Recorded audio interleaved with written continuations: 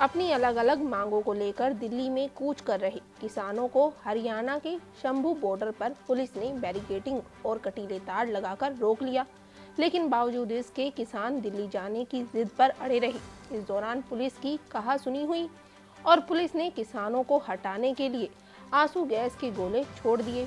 वहीं अब किसानों पर पुलिस के इस एक्शन के बाद सियासत भी शुरू हो गई है और इसे लेकर विपक्ष ने केंद्र सरकार पर हमला बोलना शुरू कर दिया है। सपा प्रमुख अखिलेश यादव ने कहा कि सरकार किसानों की आवाज को दबा रही है। क्या कुछ कहा उन्होंने, आपको सुनाते। जो कुछ हो रहा है और जिस तरह से खबरें आ रही हैं कि आंसू गैस और उससे पहले किसानों को रोकने के लिए, आंदोलन को खत्म करने के लिए कीलों से लेकर के न जाने क्या क्या दीवारें तक खड़ी की गई और प्रशासन के माध्यम से जो सरकार कर सकती थी वो सरकार कर रही है। दिल्ली की सरकार जानबूझ करके किसानों की आवाज दबाना चाहती है। ये वही सरकार के लोग हैं जिन्होंने किसान को कहा कि उनकी आय दोगुनी हो जाएगी, फसल की कीमत मिलेगी, एमएसपी लागू करेंगे। कुछ वर्षों पहले हमने और आपने देखा किसान आकर के धरने पे बैठ गए। 800 से ज्यादा किसानों की आत्महत्या हुई या हत्या हो गई, जान चली गई,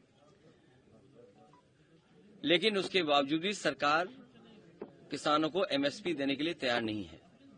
तो जो सरकार किसानों के नाम पर वोट लेना चाहती हो, जो सरकार स्वामीनाथन जी को भारत रत्न दे रही हो, जो सरकार किसानों के नेता चौधरी चरण सिंह जी को सम्मान दे रही हो, भारत रत्न, आखिरकार किसान को एमएसपी क्यों नहीं? या एमएसपी देना नहीं चाहती सरकार?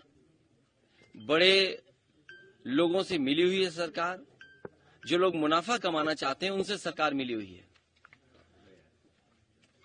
और उसी का परिणाम यह है कि किसान की आवाज दबाने के लिए लगातार सरकार इसी तरह का व्यवहार कर रही है किसानों के साथ।